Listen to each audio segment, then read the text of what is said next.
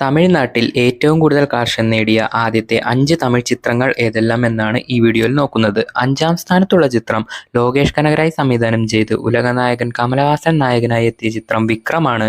വിക്രം തമിഴ്നാട്ടിൽ നിന്നും 180 കോടി രൂപയാണ് സ്വന്തമാക്കിയത്.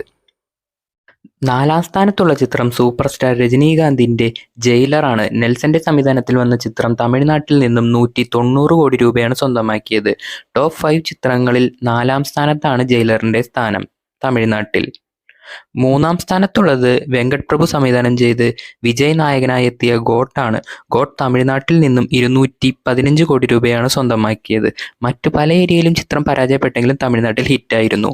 2ാം സ്ഥാനത്തുള്ളത് മണിരത്നത്തിന്റെ പൊന്നിയിൻ സെൽവനാണ്. വിക്രം, ജയം രവി, കാർത്തി, ഐശ്വര്യ റായ്, തൃഷ അങ്ങനെ വമ്പൻ താരനിരയിലെത്തിയ ചിത്രം 222 കോടി രൂപയാണ് തമിഴ്നാട്ടിൽ നിന്ന് സ്വന്തമാക്കിയത്.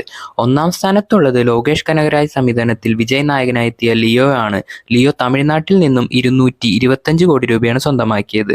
ആദ്യത്തെ 5 തമിഴ് ചിത്രങ്ങൾ: 5ാം സ്ഥാനത്ത് വിക്രം, 4ാം സ്ഥാനത്ത് ജയിലർ, 3ാം സ്ഥാനത്ത് ഗോട്ട്, 2ാം സ്ഥാനത്ത് പൊന്നിയിൻ സെൽവൻ 1, 1ാം സ്ഥാനത്ത് വിജയുടെ ലിയോ എന്നീ ചിത്രങ്ങളാണ്.